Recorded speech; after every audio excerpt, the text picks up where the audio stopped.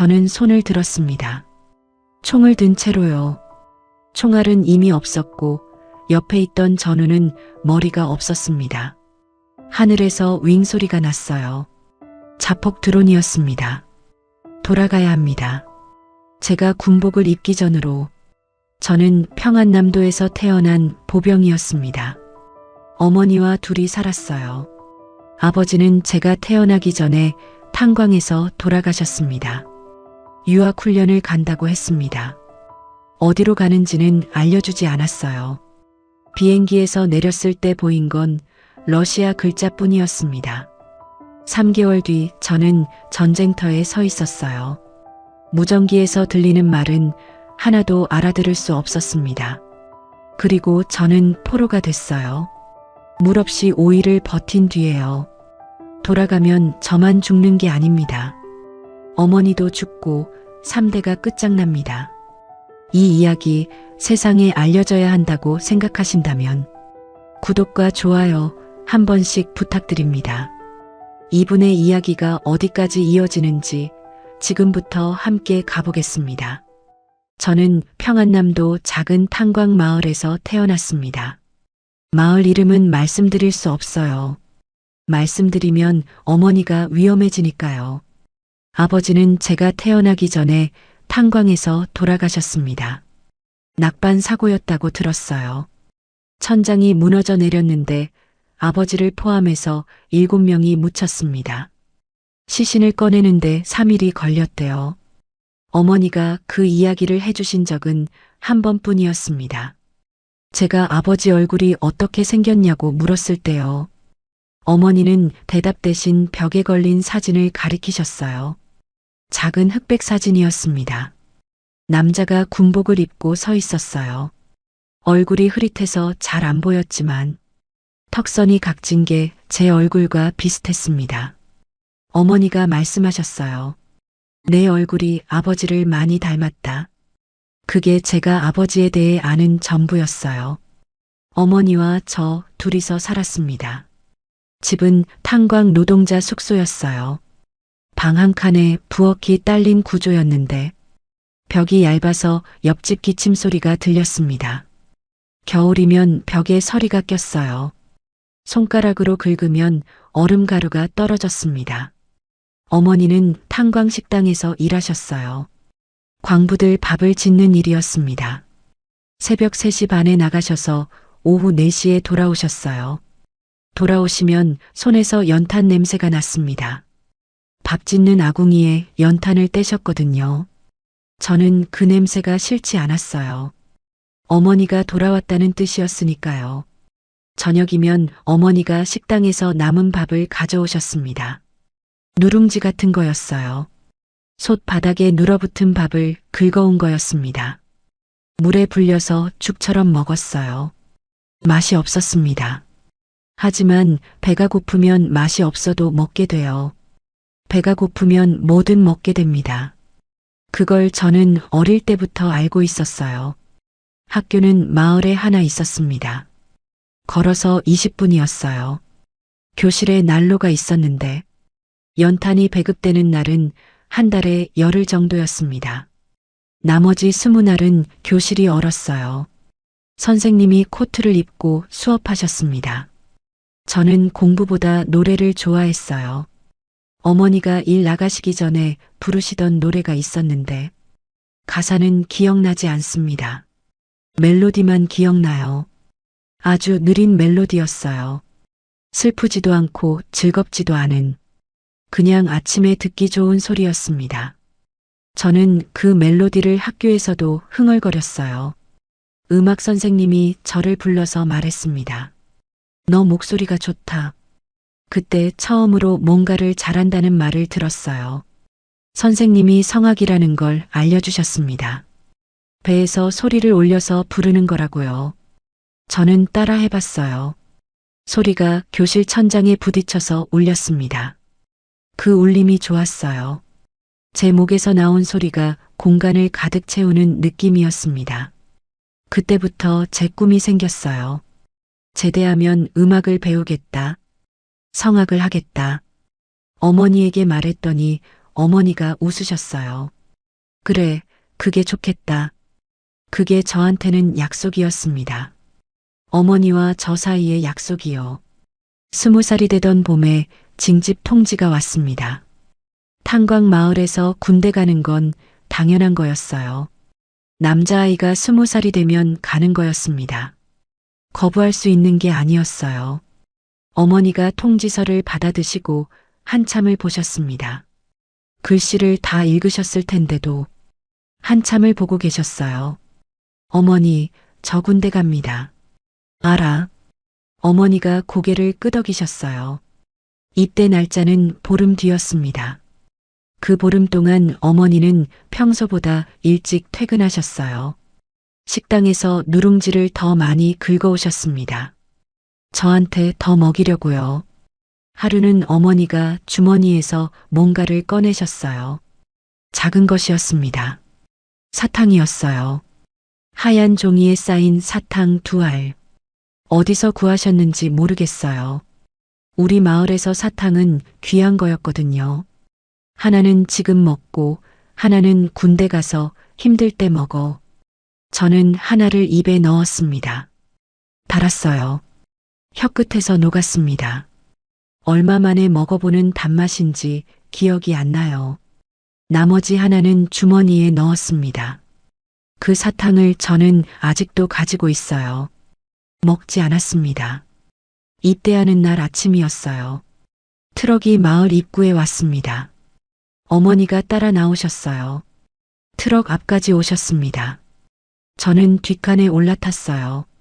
이미 6명이 타고 있었습니다. 다들 저처럼 마른 얼굴이었어요. 어머니가 트럭 밑에서 올려다보셨습니다. 눈이 젖어 계셨어요. 하지만 우시지는 않았습니다. 어머니가 마지막에 한마디 하셨어요. 노래 잊지 마라. 그 한마디였습니다. 트럭이 출발했어요. 저는 뒤를 돌아봤습니다. 어머니가 서 계셨어요. 점점 작아지셨습니다. 마을의 연탄 연기 속으로 사라지셨어요. 그게 제가 어머니를 본 마지막이었습니다.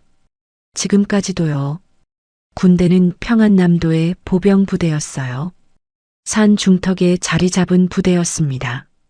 콘크리트 막사 5동과 훈련장이 전부였어요. 배치를 받고 첫날 밤에 같은 내무반을 쓰게 된 병사가 있었습니다.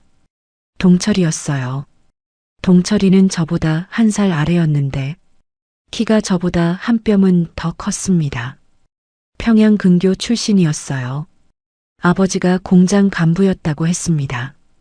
첫날 밤에 동철이가 말을 걸었어요. 형, 여기 밥맛이 어때? 아직 안 먹어봤어. 나는 먹어봤는데 옥수수밥이야. 그래, 우리 집이랑 같네. 동철이가 웃었습니다. 웃는 게 시원시원했어요. 입이 크고 이가 하얘서 웃으면 어두운 내무반이 밝아지는 것 같았습니다. 그때부터 동철이와 저는 붙어 다녔어요. 훈련도 같이 받고 밥도 같이 먹었습니다. 밤에 잠이 안 오면 서로 고향 이야기를 했어요. 저는 어머니 이야기를 했고 동철이는 여자친구 이야기를 했습니다. 동철이에게는 약속한 여자가 있었거든요. 제대하면 결혼하기로 했다고요. 저는 제대하면 뭐 할 거냐고 물었습니다. 성악을 배우고 싶어? 동철이가 눈을 크게 떴어요. 성악? 형이. 진짜로. 진짜로. 한번 불러봐. 저는 어머니가 부르시던 그 멜로디를 불렀어요. 가사 없이 멜로디만요. 동철이가 조용히 듣다가 말했습니다. 형, 진짜 잘한다. 그게 군대에서 들은 첫 번째 칭찬이었어요. 저는 그날 밤 기분이 좋았습니다. 군대가 나쁘지 않을 수도 있겠다고 생각했어요. 군 생활이 1년쯤 지났을 때였습니다. 저와 동철이는 같은 중대에 배치되어 있었어요. 보병 훈련은 매일 같았습니다. 새벽 5시 기상, 구보, 사격 훈련, 정치 학습, 소등. 그 반복이 하루도 빠지지 않았어요. 사격 훈련 때 저는 성적이 좋은 편이었습니다. 손이 작아서 방아쇠를 당기기 쉬웠거든요. 동철이는 반대로 손이 커서 방아쇠가 좀 불편하다고 했어요. 하지만 동철이는 체력이 좋았습니다. 구보를 해도 저보다 한참 앞서갔어요. 저는 배가 고파서 힘이 없었거든요. 배급은 하루 세 끼였는데 아침은 옥수수죽, 점심은 옥수수밥에 된장국, 저녁은 다시 옥수수죽이었어요. 고기는 한 달에 한 번 명절 때만 나왔습니다. 돼지고기 2점이었어요. 그 2점을 씹을 때면 입안에서 기름이 퍼지면서 온몸에 힘이 돌아오는 느낌이 들었습니다. 한 달 동안 그 2점의 기억으로 버텼어요. 어느 날 정치학습 시간에 이상한 이야기가 나왔습니다. 정치지도원이 말했어요. 우리 군대의 우수한 전투 역량을 세계에 알릴 특별한 기회가 올 수 있다. 무슨 뜻인지 아무도 몰랐어요. 그냥 늘 하는 정치학습의 한 줄이려니 생각했습니다. 그 무렵 부대 분위기가 미묘하게 달라지기 시작했어요. 훈련 강도가 올라갔습니다.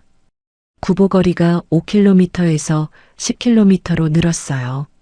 사격 훈련도 주 3회에서 매일로 바뀌었습니다. 야간 기동 훈련이 추가됐어요. 밤에 산을 오르내리면서 참호를 파는 훈련이었습니다. 땅이 얼어 있어서 삽이 안 들어갔어요. 손에 물집이 잡혔다가 터졌습니다. 터진 자리에 또 물집이 잡혔어요. 동철이가 밤에 말했습니다. 형, 뭔가 이상하지 않아? 뭐가? 훈련이 갑자기 너무 세졌잖아. 뭔가 있는 거 아니야. 저는 그때 대수롭지 않게 생각했어요. 상부에서 시키면 하는 거지 뭐. 그렇게 넘겼습니다. 하지만 동철이의 직감이 맞았어요. 2주 뒤에 중대장이 전체 집합을 걸었습니다. 저녁 식사 직후였어요. 전원 연병장에 정렬했습니다. 중대장이 말했어요. 우리 중대에서 특별 유학훈련 대상자를 선발한다. 해외에서 훈련을 받고 돌아오는 임무다. 기간은 6개월이다. 유학훈련, 해외, 6개월. 그 세 단어가 연병장에 울렸습니다.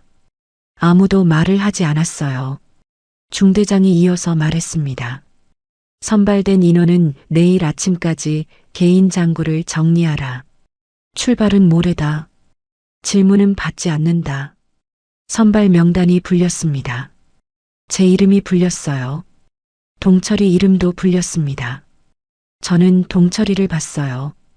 동철이도 저를 봤습니다. 동철이의 얼굴이 하얗게 변해 있었어요. 그 밤 내무반에서 동철이가 속삭였습니다. 형, 유학훈련이 뭐야? 모르겠어. 어디로 가는 거야? 모르겠어. 동철이가 말했습니다. 형, 나 무서워. 저도 무서웠어요. 하지만 말하지 않았습니다. 동철이한테 무섭다고 하면 동철이가 더 무서워할 테니까요. 괜찮아. 같이 가니까 괜찮아. 제가 할 수 있는 말은 그것뿐이었습니다. 출발 당일이었습니다. 트럭 3대가 부대 앞에 섰어요. 선발된 인원은 우리 중대에서 28명이었습니다. 다른 중대에서도 비슷한 수가 선발됐어요. 전부 합치면 100명이 넘었습니다. 트럭에 올라타기 전에 한 가지 지시가 있었어요. 휴대폰 소지자는 전부 반납하라. 저는 휴대폰이 없었습니다. 가진 적이 없었어요. 동철이도 없었고요.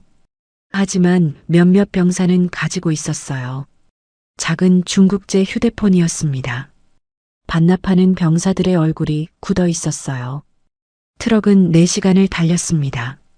창 밖으로 보이는 풍경이 점점 달라졌어요. 산이 사라지고 평야가 나타났습니다. 그리고 활주로가 보였어요. 비행장이었습니다. 비행기가 한 대 서 있었어요. 커다란 수송기였습니다. 군용 비행기요.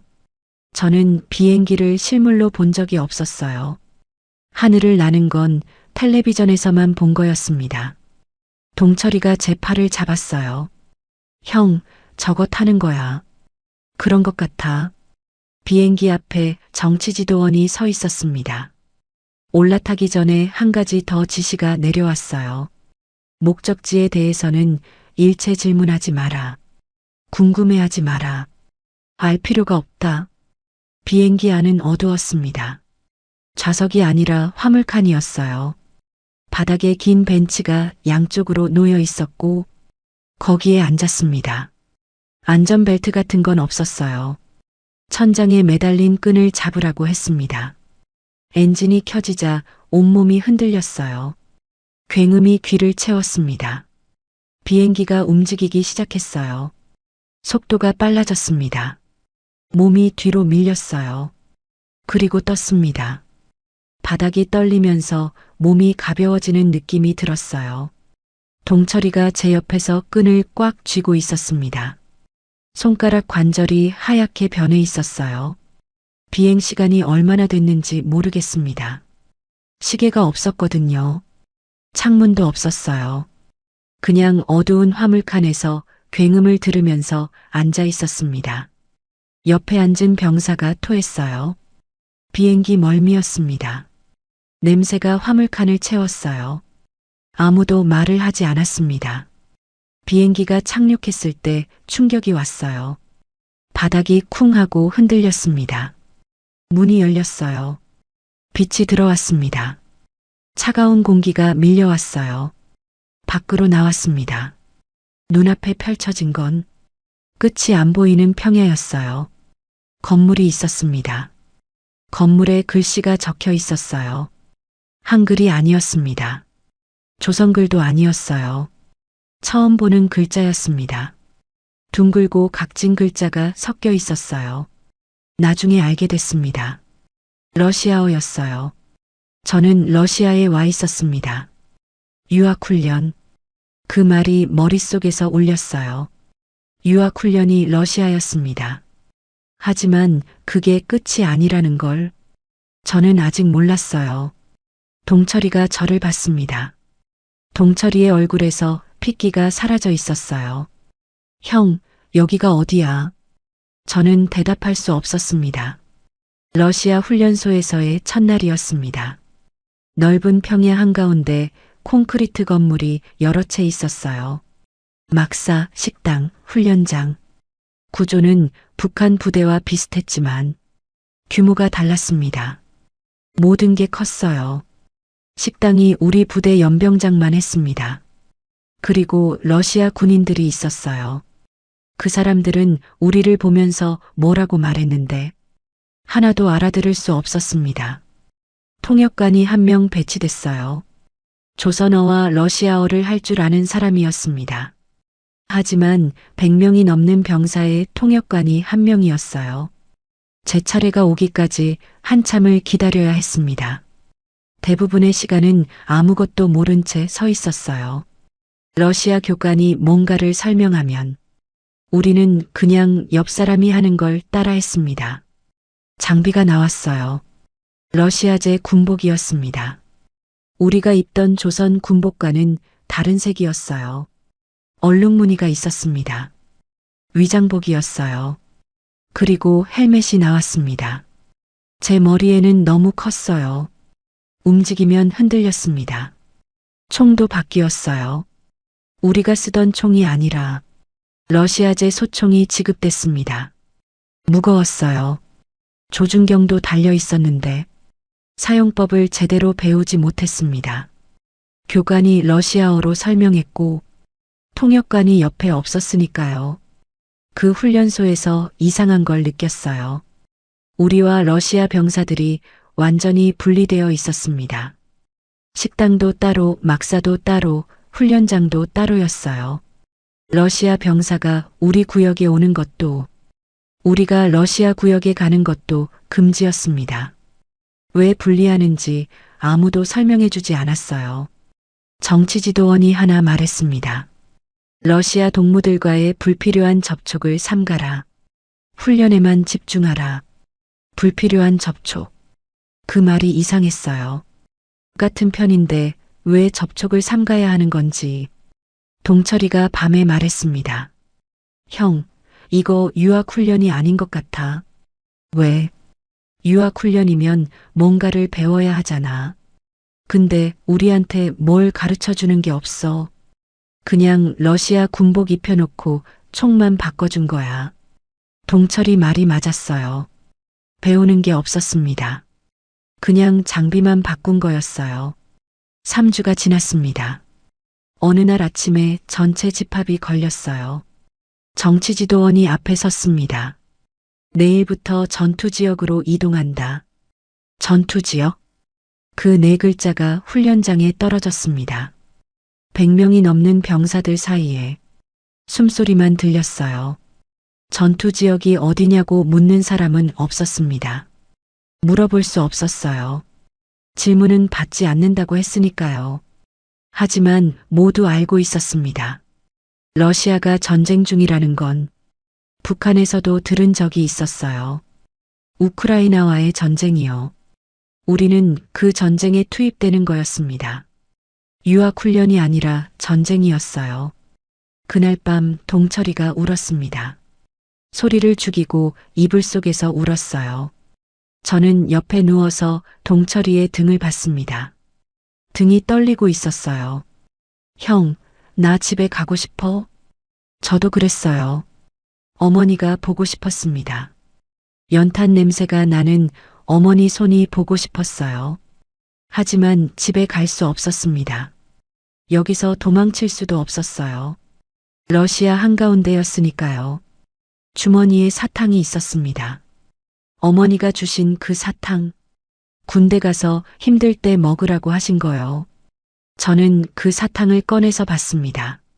하얀 종이에 쌓인 사탕, 먹지 않았어요. 먹으면 없어지니까요. 어머니의 마지막 선물이 없어지니까요. 이동은 트럭으로 했습니다. 12시간을 달렸어요. 풍경이 바뀌었습니다. 평야가 사라지고 마을이 나타났어요. 하지만 이상한 마을이었습니다. 건물이 부서져 있었어요. 지붕이 없는 집, 벽에 구멍이 뚫린 집, 창문이 전부 깨진 아파트, 길 위에 탄 자동차 잔해가 있었습니다. 전쟁터에 가까워지고 있었어요. 동철이가 제 옆에 앉아 있었습니다. 말을 하지 않았어요. 그냥 창밖을 보고 있었습니다. 동철이의 눈에 두려움이 가득했어요. 제 눈에도 같은 게 담겨 있었을 겁니다. 도착한 곳은 쿠르스크라는 지역이었습니다. 나중에 알게 된 이름이에요. 그때는 이름도 몰랐어요. 그냥 폐허였습니다. 참호가 파져 있었어요. 1m 반 깊이의 도랑이 지그재그로 이어져 있었습니다. 바닥에 얼어붙은 진흙이 있었어요. 벽에도 진흙이 있었습니다. 모든 게 진흙이었어요. 배치를 받았습니다. 저와 동철이는 같은 분대에 들어갔어요. 분대장은 러시아 사람이었습니다. 러시아어로 명령을 내렸어요. 알아들을 수 없었습니다. 통역관은 이동 중에 다른 부대로 배치됐어요. 이제 통역이 없었습니다. 러시아 분대장이 뭔가를 말하면 우리는 손짓을 보고 짐작해야 했어요. 총을 가리키면 사격 준비, 앞을 가리키면 전진, 뒤를 가리키면 후퇴. 그게 전부였습니다. 첫날 밤에 포격이 시작됐어요. 멀리서 쿵 하는 소리가 났습니다. 2초 뒤에 땅이 흔들렸어요. 참호 벽에서 흙이 쏟아졌습니다. 또 쿵, 더 가까웠어요. 파편이 참호 위로 날아왔습니다. 쇳소리가 공기를 갈랐어요. 저는 참호 바닥에 엎드렸습니다. 헬멧을 손으로 눌렀어요. 너무 커서 벗겨질까 봐요. 동철이도 옆에 엎드려 있었습니다. 동철이가 제 팔을 잡고 있었어요. 세게 잡고 있었습니다. 손가락이 팔에 파고들었어요. 아팠지만 놓으라고 하지 않았습니다. 동철이도 무서웠으니까요. 포격이 30분 동안 계속됐어요. 세어보지는 못했지만 최소한 20발은 넘었을 겁니다. 참호 밖에 땅이 뒤집혔어요. 흙과 콘크리트 조각이 하늘로 올라갔다가 내려왔습니다. 그 와중에 비명이 들렸어요. 러시아어로 소리 지르는 거였습니다. 누군가가 다친 것 같았어요. 하지만 나갈 수 없었습니다.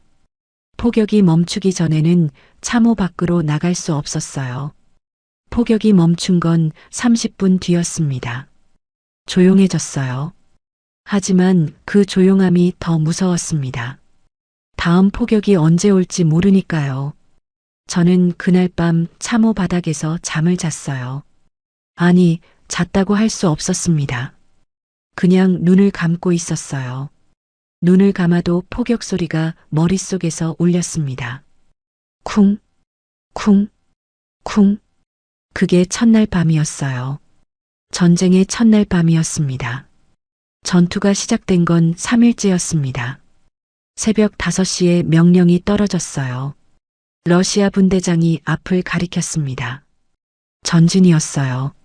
참호를 나서는 순간 세상이 달라졌습니다. 소리가 먼저 왔어요. 총소리, 따따따따따. 자동화기 소리가 사방에서 울렸습니다. 어디서 오는 건지 알 수 없었어요. 앞에서도 옆에서도 뒤에서도 소리가 났어요. 저는 뛰었습니다. 앞에 있는 러시아 병사를 따라 뛰었어요. 발밑에 얼어붙은 진흙이 있었습니다. 미끄러졌어요. 넘어졌습니다. 총을 놓칠 뻔했어요. 다시 잡고 일어나서 뛰었습니다. 옆에서 뭔가가 폭발했어요. 흙이 솟아올랐습니다. 흙 속에 돌이 섞여 있었어요. 돌 하나가 제 왼쪽 팔에 부딪혔습니다. 아팠어요. 하지만 멈출 수 없었습니다. 멈추면 죽으니까요. 동철이가 뒤에서 따라오고 있었습니다. 뒤를 돌아보면 안 됐지만 돌아봤어요. 동철이가 뛰고 있었습니다. 헬멧이 너무 커서 한 손으로 누르면서 뛰고 있었어요. 앞에서 러시아 병사 하나가 쓰러졌습니다. 쓰러지면서 소리를 질렀어요. 러시아어였습니다. 무슨 말인지 몰랐어요. 하지만 고통이라는 건 말이 통하지 않아도 알 수 있었습니다. 저는 그 옆을 지나쳐 뛰었어요. 멈출 수 없었습니다. 멈추면 저도 쓰러지니까요. 건물 잔해 뒤에 도착했어요. 콘크리트 벽이 반쯤 남아있는 건물이었습니다. 그 뒤에 숨었어요. 숨을 몰아쉬었습니다. 심장이 목구멍까지 올라온 것 같았어요. 동철이가 30초 뒤에 도착했습니다. 동철이도 숨을 몰아쉬었어요. 우리는 서로를 봤습니다. 살아있었어요. 둘 다 살아있었습니다. 그때 하늘에서 소리가 났어요. 윙 하는 소리였습니다. 작은 소리였어요. 벌레 소리 같았습니다. 하지만 벌레가 아니었어요. 드론이었습니다. 자폭 드론이라는 걸 나중에 알았어요. 그 드론이 하늘에서 내려왔습니다. 아주 빠르게요. 건물 잔해 바로 옆에 떨어졌어요. 폭발이 일어났습니다. 공기가 밀려왔어요. 몸이 벽에 부딪혔습니다. 귀가 먹먹해졌어요. 아무 소리도 들리지 않았습니다. 눈앞이 하얘졌어요. 1초, 2초, 3초, 소리가 돌아왔습니다. 비명이 들렸어요. 옆을 봤습니다. 러시아 병사 한 명이 쓰러져 있었어요. 움직이지 않았습니다. 그 병사의 얼굴을 봤습니다. 얼굴이 없었어요. 드론 파편에 날아간 거였습니다. 하지만 가슴이 움직이고 있었어요. 심장이 아직 뛰고 있었습니다. 얼굴이 없는데 심장은 뛰고 있었어요. 저는 그 모습을 보면서 위장에서 뭔가가 올라오는 걸 느꼈습니다. 토했어요. 참호 바닥에 토했습니다. 옥수수죽밖에 안 먹었으니 나온 건 노란 물뿐이었어요. 동철이가 제 등을 잡아줬습니다. 형, 괜찮아. 괜찮아. 괜찮지 않았어요. 전혀 괜찮지 않았습니다. 여기까지 들으셨다면 구독과 좋아요 한 번씩 부탁드립니다. 아직 이야기의 절반도 안 됐습니다. 전투는 매일 계속됐어요. 하루에 2~3번 교전이 있었습니다. 교전이 없는 시간에는 폭격이 왔어요. 폭격이 없는 시간에는 드론이 왔습니다. 드론이 없는 시간에는 다음에 뭐가 올지 모르는 공포가 왔어요. 쉬는 시간이 없었습니다. 잠도 제대로 못 잤어요. 눈을 감으면 드론 소리가 들렸거든요. 윙 하는 그 소리. 진짜 소리인지 머릿속 소리인지 구분이 안 됐습니다. 눈을 뜨면 어둠이었어요. 참호의 어둠. 흙냄새와 화약 냄새가 섞인 어둠이었습니다. 식량이 부족했어요. 전투 식량이 배급됐는데 러시아제 전투 식량이었습니다. 안에 뭐가 들어있는지 글씨를 읽을 수 없었어요. 뜯어서 냄새를 맡고 먹었습니다. 통조림 같은 거였어요. 고기인 것 같았습니다. 맛은 짰어요. 물이 부족했거든요. 물통에 물이 떨어지면 다음 보급이 올 때까지 23일을 기다려야 했습니다. 보급이 안 오는 날도 있었어요. 전투가 심한 구간에서는 보급 차량이 접근할 수 없었거든요. 그런 날은 눈을 주워 먹었습니다. 참호 벽에 쌓인 눈을 긁어서 헬멧에 담아 녹여 마셨어요. 흙맛이 났습니다. 하지만 마시지 않으면 죽으니까요. 우리 분대에서 첫 번째 사망자가 나온 건 전선에 온 지 8일째였습니다. 조선 병사였어요. 이름은 말씀드릴 수 없습니다. 폭격에 맞았어요. 직격이었습니다. 시신을 수습할 수 없었어요. 그 자리에 구덩이만 남았습니다. 그 병사와 저는 같은 트럭을 탔었어요. 비행기에서도 옆에 앉았었습니다. 러시아 훈련소에서 같이 줄을 섰던 사람이에요. 그 사람이 사라졌어요. 구덩이 하나로요. 동철이가 그날 밤 말을 하지 않았습니다. 저도 말을 하지 않았어요. 참호 바닥에 나란히 앉아서 어둠 속에서 숨만 쉬었습니다. 그 침묵이 가장 무거웠어요. 죽은 사람에 대해 뭐라고 해야 할지 몰랐습니다. 어떤 말도 부족했어요. 그래서 아무 말도 하지 않았습니다. 10일째, 11일째, 12일째. 매일 교전이 있었고 매일 누군가가 다치거나 죽었어요. 조선 병사들은 점점 줄어갔습니다. 처음에 우리 분대에 조선 병사가 8명이었는데 12일째에는 5명이 됐어요. 3명이 사라진 겁니다. 죽거나 다쳐서 후송된 거였어요. 후송이라고 했지만 후송된 사람이 돌아온 적은 없었습니다. 어디로 갔는지도 몰랐어요. 저와 동철이는 살아 있었습니다. 그게 기적이었어요. 하지만 기적이 얼마나 더 갈지 몰랐습니다. 매일 아침 눈을 뜰 때마다 오늘이 마지막일 수 있다는 생각이 들었어요. 주머니에 손을 넣으면 사탕이 만져졌습니다. 어머니의 사탕, 하얀 종이에 쌓인 그 사탕이 제가 가진 전부였어요. 14일째 되던 날이었습니다. 대규모 교전이 벌어졌어요. 새벽부터 폭격이 시작됐습니다. 30분 동안 참호가 흔들렸어요. 폭격이 멈추자마자 총소리가 시작됐습니다. 앞에서 적이 밀고 들어오고 있었어요. 우크라이나 군이었습니다. 우리 분대장이 사격을 명령했어요. 러시아어로 소리쳤지만 이쯤 되니 무슨 뜻인지 알 수 있었습니다. 쏴라. 저는 총을 겨누고 방아쇠를 당겼어요. 누구를 맞췄는지는 모릅니다. 그냥 앞을 향해 쐈어요. 눈앞에 흙먼지와 연기가 가득했거든요. 뭐가 보이지 않았습니다. 그냥 앞에 대고 쐈어요. 탄창이 비었습니다. 바꿔 끼웠어요. 또 쐈습니다. 또 비었어요. 예비 탄창이 2개뿐이었습니다. 3개를 다 쓰면 총알이 없는 거였어요. 옆에서 동철이가 쏘고 있었습니다. 동철이도 총알이 얼마 안 남았을 거예요. 교전이 얼마나 지속됐는지 모르겠습니다. 1시간이었을 수도 있고 3시간이었을 수도 있어요. 시간 감각이 없었습니다. 전투 중에는 시간이 사라져요. 그냥 한순간 한순간이 있을 뿐입니다. 다음 순간에 내가 살아있을지 모른 채요. 그리고 그 순간이 왔어요. 하늘에서 윙 소리가 났습니다. 자폭 드론. 그 소리를 이제 구분할 수 있었어요. 드론이 내려왔습니다. 빠르게요. 참호 안으로 들어왔어요. 동철이 옆에 떨어졌습니다. 폭발. 공기가 밀려왔어요. 저는 뒤로 날아갔습니다. 등이 참호 벽에 부딪혔어요. 눈앞이 하얘졌습니다. 귀가 먹먹해졌어요. 1초, 2초, 3초.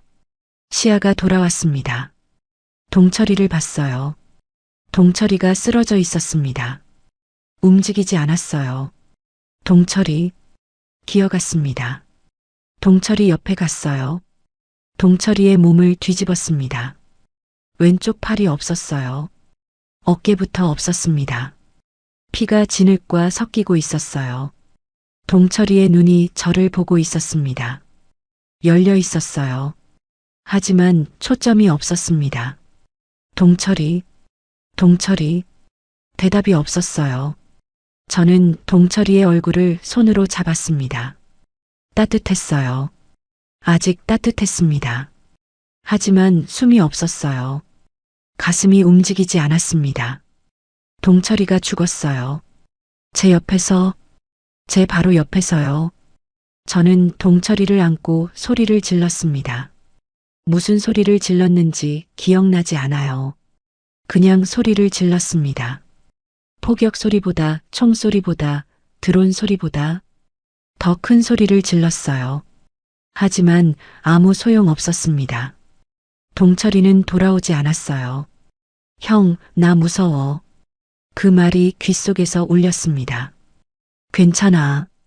같이 가니까 괜찮아. 제가 했던 그 말이요. 같이 갔는데 괜찮지 않았어요. 전혀 괜찮지 않았습니다. 동철이가 죽은 뒤로 저는 말을 하지 않았습니다. 하루 종일 한마디도 하지 않았어요. 말을 할 상대가 없었거든요. 러시아 병사들은 러시아어를 했고 조선 병사들은 하나둘 사라지고 있었습니다.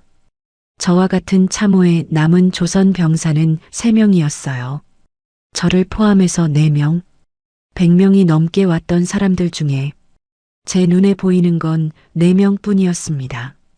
나머지는 다른 구간에 배치됐거나 죽었거나 다쳐서 어디론가 사라진 거였어요. 전투는 계속됐습니다. 17일째에 우리 참호가 포위당했어요. 앞에서 적이 밀고 왔고 옆에서도 압박이 왔습니다. 뒤로 빠져야 했는데 후퇴 명령이 내려오지 않았어요. 무전기가 고장났는지 아니면 명령을 내릴 사람이 없는 건지 몰랐습니다. 러시아 분대장도 없어졌어요. 후퇴한 건지 전사한 건지 알 수 없었습니다. 저와 조선 병사 3명은 참호를 버리고 뒤쪽에 있는 무너진 건물로 이동했어요. 그 건물이 유일한 엄폐물이었거든요. 콘크리트 건물이 반쯤 무너져 있었습니다. 1층은 잔해로 가득했고 2층은 바닥 절반이 날아간 상태였어요. 벽은 그나마 남아 있었습니다. 총알을 막아줄 정도는 됐어요. 거기에 숨었습니다. 4명이서 무너진 건물에 숨었어요. 식량이 없었습니다.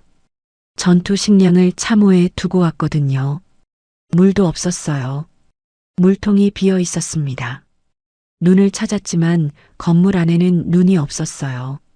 밖에 나가면 총에 맞을 수 있었습니다. 1일째 물이 없었어요. 목이 말랐습니다. 하지만 견딜만 했어요. 2일째 목이 타들어갔습니다. 침을 삼키려 해도 침이 나오지 않았어요. 입안이 마른 종이처럼 까슬거렸습니다. 3일째 머리가 아프기 시작했어요. 관자놀이가 욱신거렸습니다. 눈앞이 흐려졌어요. 4일째 움직이기가 힘들었습니다. 일어나려 하면 어지러워서 다시 앉았어요. 입술이 갈라져서 피가 났습니다. 그 피를 혀로 핥았어요. 짠맛이 났습니다. 5일째였어요. 저는 벽에 기대 앉아 있었습니다. 눈을 감고 있었어요. 의식이 들었다 나갔다 했습니다. 어머니 얼굴이 보였어요. 환각이었을 겁니다. 어머니가 누룽지를 물에 불려서 주시는 장면이었어요. 물이 보였습니다. 손을 뻗었어요. 아무것도 잡히지 않았습니다. 그때 소리가 들렸어요. 건물 밖에서 발소리가 났습니다. 군화 소리였어요. 여러 명이었습니다. 가까워지고 있었어요. 러시아어가 아닌 다른 말이 들렸습니다. 우크라이나어였어요. 적이었습니다. 옆에 있던 병사가 총을 들었어요. 저도 총을 들었습니다. 하지만 탄창이 비어 있었어요. 총알이 한 발도 없었습니다. 빈 총을 들고 있었어요. 문이 열렸습니다. 아니, 문은 이미 없었어요. 입구에 사람이 나타났습니다. 완전 무장한 병사들이었어요. 헬멧, 방탄조끼, 자동소총. 우리와는 차원이 다른 장비였습니다. 그 병사들이 총을 겨눴어요. 저를 향해서요. 저는 빈 총을 내려놓았습니다. 손을 들었어요. 천천히요. 두 손을 머리 위로 올렸습니다. 옆에 병사들도 손을 들었어요. 4명 전원이 손을 들었습니다. 우크라이나 병사가 다가왔어요. 총구가 제 가슴을 향하고 있었습니다. 그 병사가 뭔가를 말했어요. 알아들을 수 없었습니다. 하지만 뜻은 알았어요. 움직이지 마라. 저는 움직이지 않았습니다. 손을 든 채로 무릎을 꿇었어요. 얼어붙은 콘크리트 바닥이 무릎뼈를 눌렀습니다. 아팠어요. 하지만 그 아픔이 아무것도 아니었습니다. 살아있다는 뜻이었으니까요. 포로가 됐어요. 눈에 천이 씌워졌습니다. 손이 뒤로 묶였어요. 플라스틱 끈 같은 거였습니다. 손목을 조여왔어요. 이동이 시작됐습니다. 차에 태워졌어요. 어디로 가는지 알 수 없었습니다. 눈이 가려져 있었으니까요. 차가 얼마나 달렸는지 모르겠어요. 1시간이었을 수도 있고 3시간이었을 수도 있습니다. 도착한 곳은 건물 안이었어요. 눈가리개가 벗겨졌습니다. 하얀 방이었어요. 탁자가 하나 있었고 의자가 2개 있었습니다. 맞은편에 군인이 앉아 있었어요. 옆에 다른 사람이 하나 더 있었습니다. 통역관이었어요. 한국어를 했습니다. 하지만 제가 쓰는 말투와 달랐어요. 남쪽 말투였습니다. 이름이 뭐예요? 그게 첫 번째 질문이었어요. 저는 대답하지 않았습니다. 이름을 말하면 안 된다고 배웠거든요. 포로가 되면 이름, 계급, 군번만 말하라. 나머지는 말하지 마라. 하지만 계급과 군번을 말하는 것도 무서웠어요. 그걸 말하면 제가 누군지 특정되니까요. 특정되면 어머니가 위험해지니까요. 저는 입을 다물었습니다. 신문관이 다른 질문을 했어요. 어디서 왔어요? 대답하지 않았습니다. 왜 여기에 온 거예요? 대답하지 않았어요. 자발적으로 온 건가요? 강제인가요? 그 질문에서 멈췄습니다. 자발적으로 왔냐고요? 저는 유학훈련이라는 말을 듣고 비행기에 탔어요. 전쟁에 오는 줄 몰랐습니다. 어디로 가는지도 몰랐어요. 자발적이 아니었습니다. 하지만 그 말을 하면 그건 제가 나라에 반기를 든다는 뜻이 돼요. 나라에 반기를 들면 어머니가 어떻게 되는지 저는 알고 있었습니다. 입을 다물었어요. 며칠이 지났습니다. 저는 작은 방에 수용됐어요. 콘크리트 벽에 철 침대가 하나 있는 방이었습니다. 창문에 쇠창살이 있었어요. 밖이 보였습니다. 하늘이 보였어요. 회색 하늘이었습니다. 밥은 나왔어요. 빵과 수프 같은 거였습니다. 전선에서 먹던 것보다 나았어요. 물도 있었습니다. 5일 만에 물을 마셨을 때 목구멍으로 넘어가는 물의 감촉이 온몸을 타고 내려갔어요. 차가웠지만 살아있다는 느낌이었습니다. 며칠이 더 지났어요. 신문이 또 있었습니다. 같은 질문이었어요. 이름, 출신, 왜 왔는지. 저는 이번에도 대답하지 않았어요. 하지만 한 가지 달라진 게 있었습니다. 신문관이 물었어요. 한국에 가고 싶은 생각이 있어요. 한국. 그 두 글자가 제 귀에 박혔습니다. 한국이라는 나라가 있다는 건 알고 있었어요. 남조선이라고 배웠습니다. 적이라고 배웠어요. 하지만 통역관이 쓰는 말이 한국말이었습니다. 제가 쓰는 말과 같은 말이었어요. 억양만 달랐지 의미가 통했습니다. 같은 말을 쓰는 나라. 그 나라에 가면 어떻게 될까? 저는 대답하지 않았어요. 하지만 그 질문이 머릿속에서 떠나지 않았습니다. 한국에 가고 싶은 생각이 있어요. 그 밤 철 침대에 누워서 쇠창살 너머의 하늘을 봤습니다. 별이 보였어요. 전선에서는 별을 볼 여유가 없었거든요. 별을 보면서 동철이를 떠올렸습니다. 형, 진짜 잘한다.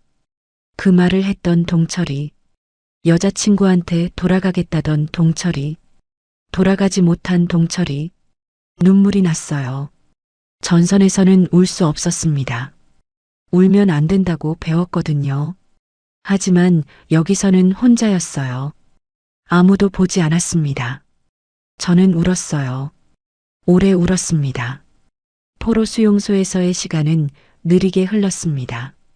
매일이 같았어요. 아침에 빵과 수프가 나오고, 낮에는 방에 있고, 저녁에 또 빵과 수프가 나왔습니다. 신문은 며칠에 한 번씩 있었어요. 저는 여전히 이름을 말하지 않았습니다. 어머니를 지키기 위해서요. 한 달쯤 지났을 때 이상한 일이 생겼습니다. 간수가 저한테 뭔가를 가져왔어요. 봉투였습니다. 봉투 안에 종이가 들어 있었어요. 편지였습니다. 한국어로 쓰여 있었어요. 남쪽 말투였지만 제가 읽을 수 있는 글이었습니다. 편지의 내용은 이랬어요. 저는 북한에서 온 사람입니다. 지금은 한국에서 살고 있습니다. 당신이 두렵고 외로운 것을 알고 있습니다. 저도 그랬으니까요. 당신은 혼자가 아닙니다. 한국에는 당신을 기다리는 사람들이 있습니다. 힘내세요. 손이 떨렸어요. 편지를 들고 있는 손이 떨렸습니다. 이 편지를 쓴 사람은 저와 같은 곳에서 온 사람이었어요. 북한에서 태어나서 한국으로 간 사람. 탈북민이라고 하더라고요. 그 사람이 저한테 편지를 보낸 거였습니다. 저는 그 편지를 3번 읽었어요. 한 글자 한 글자 천천히요. 3번째 읽을 때 울었습니다. 당신은 혼자가 아닙니다. 그 한 줄이요. 저는 이 포로 수용소에서 완전히 혼자라고 생각했어요. 러시아어를 못하고, 우크라이나어를 못하고, 통역관은 신문할 때만 왔고, 같이 잡힌 조선 병사 3명은 다른 방에 있었습니다. 만날 수 없었어요. 하루 종일 혼자였습니다. 그런데 누군가가 편지를 보내왔어요. 같은 말을 쓰는 사람이, 같은 곳에서 온 사람이, 그 사람이 말하는 거였어요. 당신은 혼자가 아니라고. 편지를 가슴에 놓았습니다. 침대에 누워서 편지를 가슴 위에 올려놓았어요. 종이의 무게가 느껴졌습니다. 가벼운 종이인데 세상에서 가장 무거운 것 같았어요. 그 편지를 받은 뒤로 뭔가가 바뀌었습니다. 다음 신문 때 신문관이 물었어요. 한국에 가고 싶은 생각이 있어요. 같은 질문이었습니다. 이번에는 대답했어요. 네. 한 글자였습니다. 네.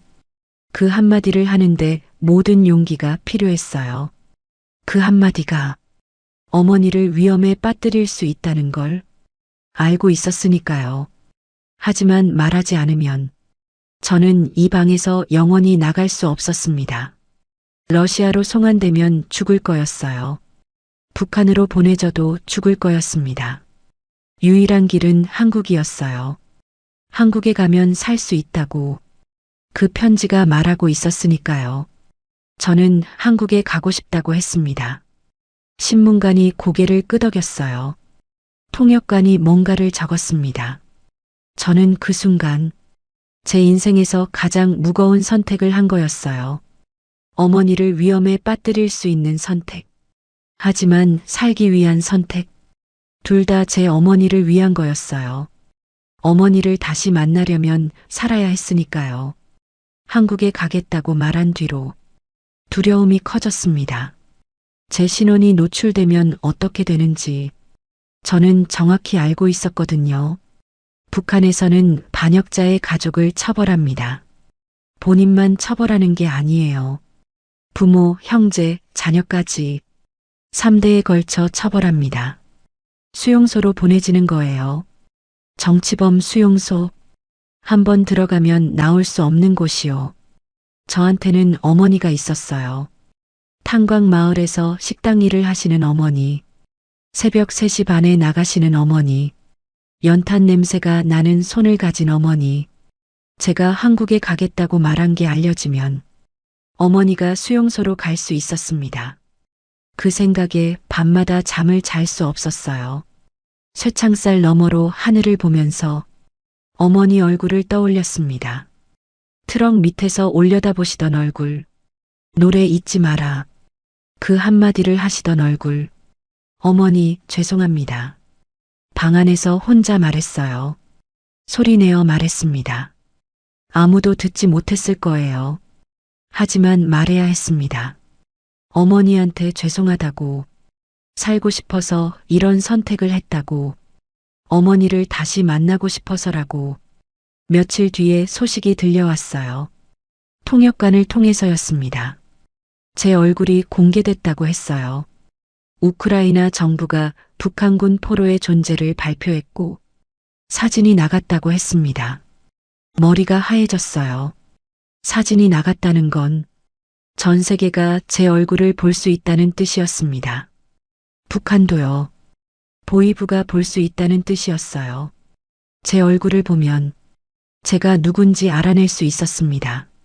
제가 누군지 알아내면 어머니를 찾아낼 수 있었어요. 어머니가 위험해진 거였습니다. 저는 벽을 쳤어요. 주먹으로 콘크리트 벽을 쳤습니다. 피가 났어요. 손등이 찢어졌습니다. 아픈 건 느끼지 못했어요. 어머니 생각뿐이었습니다.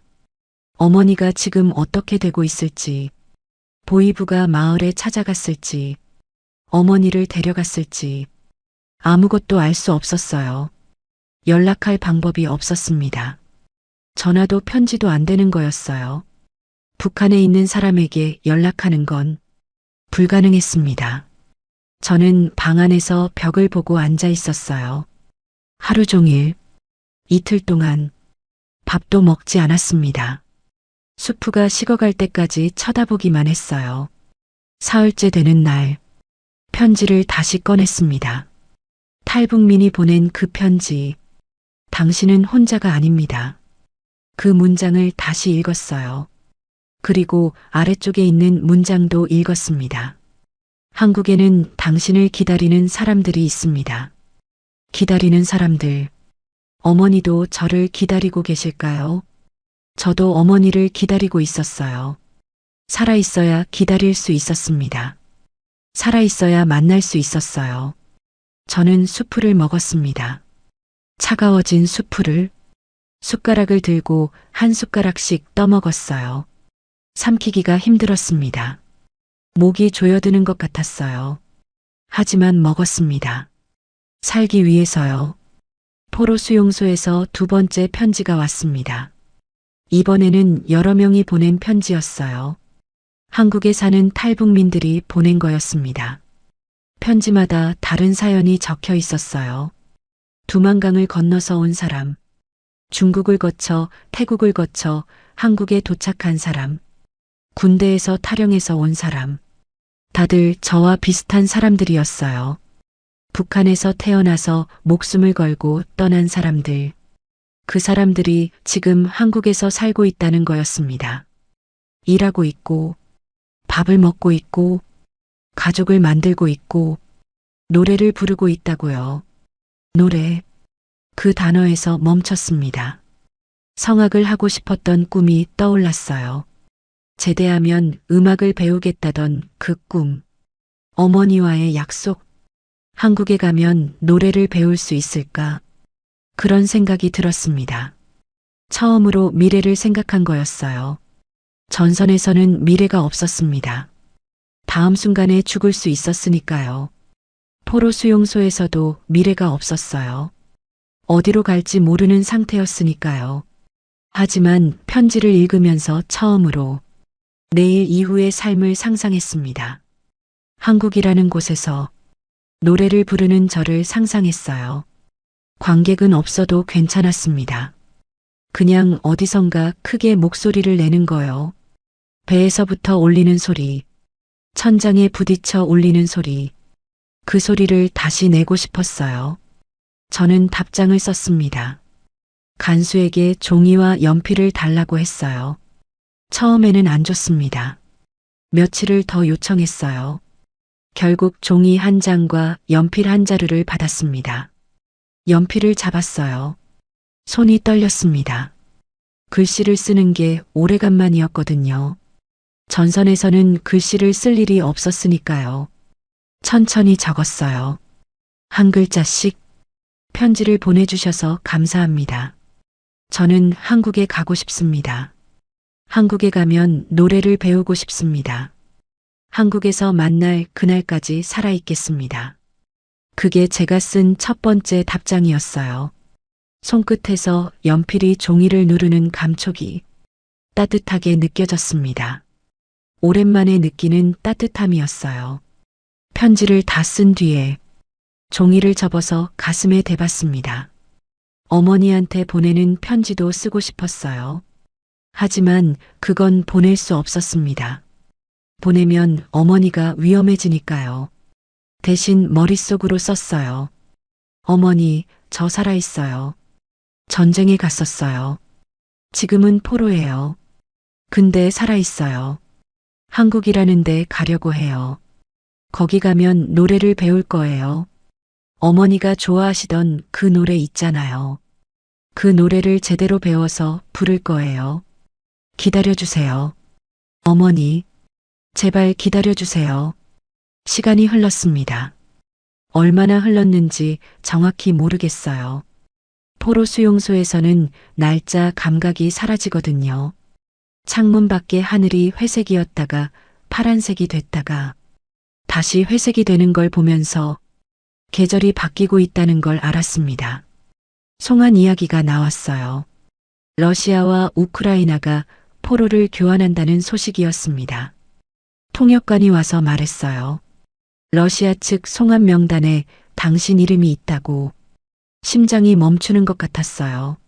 러시아로 송환되면 러시아가 저를 북한에 보낼 거였습니다. 북한에 돌아가면 죽습니다.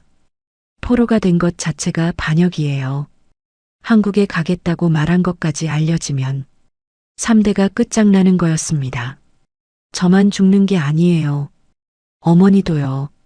어머니의 형제까지요. 저는 통역관에게 말했습니다.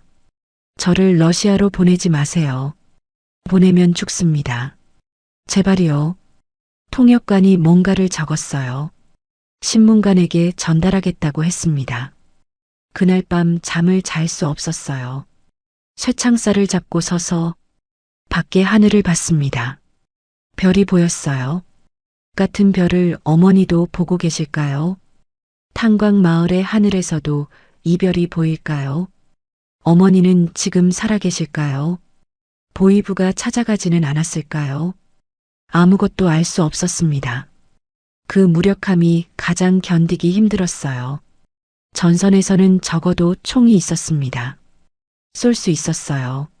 하지만 여기서는 아무것도 할 수 없었습니다. 기다리는 것 외에는요.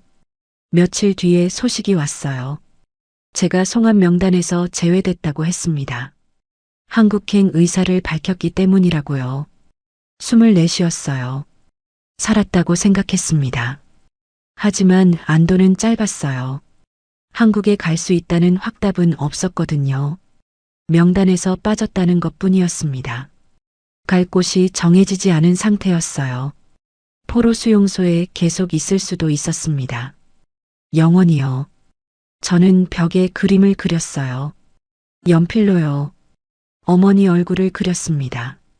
기억나는 대로요. 둥근 얼굴, 작은 눈, 입꼬리가 살짝 올라간 모습, 연탄 냄새가 나는 손. 손은 그리기 어려웠어요. 연필로 몇 번을 그렸다 지웠습니다. 완성된 그림은 어머니와 닮지 않았어요. 하지만 제가 기억하는 어머니의 느낌은 담겨 있었습니다. 그 그림을 벽에 붙였어요. 침대에 누우면 보이는 위치예요. 매일 아침 눈을 뜨면 가장 먼저 보이는 곳이었습니다. 어머니, 오늘도 살아있어요. 매일 아침 그 그림을 보면서 말했습니다. 소리내어 말했어요. 오늘도 살아있어요. 그게 제 하루의 시작이었습니다. 지금 저는 아직 이곳에 있습니다. 포로 수용소요. 언제 나갈 수 있을지 모르겠어요. 한국에 갈 수 있을지도 모르겠습니다. 아무것도 확실한 게 없어요. 하지만 한 가지 확실한 건 있습니다. 저는 살아있다는 거요. 전선에서 14일을 버텼습니다. 물 없이 5일을 버텼어요. 동철이를 잃었습니다. 얼굴이 없는 전우를 봤어요. 자폭 드론 소리를 아직도 듣습니다. 밤마다요. 윙 하는 그 소리가 머릿속에서 사라지지 않아요. 하지만 살아있습니다. 주머니에 사탕이 있어요. 어머니가 주신 사탕. 하얀 종이에 쌓인 사탕 한 알. 군대 가서 힘들 때 먹으라고 하신 거요. 저는 아직 안 먹었어요. 먹으면 없어지니까요. 이 사탕을 먹을 날을 정해놨습니다. 한국 땅을 밟는 날이요. 그날 이 사탕을 먹을 거예요. 어머니가 주신 단맛을 자유로운 땅에서 느끼고 싶어요. 가슴에 편지가 있어요. 탈북민들이 보내준 편지. 당신은 혼자가 아닙니다. 그 문장을 매일 읽습니다. 그리고 벽에 그림이 있어요. 제가 연필로 그린 어머니 얼굴. 닮지 않았지만 어머니예요. 매일 아침 그 얼굴을 보면서 말합니다. 어머니, 오늘도 살아있어요. 동철이한테도 말합니다. 동철아, 형이 살아있어. 내 목까지 살아있을게. 저는 노래를 부르고 싶었습니다. 성악을 하고 싶었어요. 아직 포기하지 않았습니다. 이 방에서 나가면 가장 먼저 하고 싶은 건 노래예요. 배에서부터 울리는 소리, 천장이 아니라 하늘에 부딪히는 소리, 그 소리를 한국에서 내고 싶습니다. 어머니가 마지막에 하신 말씀이 있어요. 노래 잊지 마라. 잊지 않았어요, 어머니. 잊지 않았습니다. 매일 밤 이 방에서 조용히 흥얼거려요. 어머니가 새벽에 부르시던 그 멜로디를요. 가사는 기억나지 않지만 멜로디는 기억해요. 느리고 잔잔한 그 소리. 그 소리가 이 콘크리트 벽에 부딪혀 울립니다. 작은 울림이에요. 하지만 그게 제가 살아있다는 증거입니다. 이 이야기를 여기까지 들어주신 분들께 진심으로 감사드립니다. 목숨 걸고 자유를 찾아온 탈북민을 구독과 좋아요로 응원해주세요. 당신의 응원이 또 다른 이야기의 시작이 됩니다.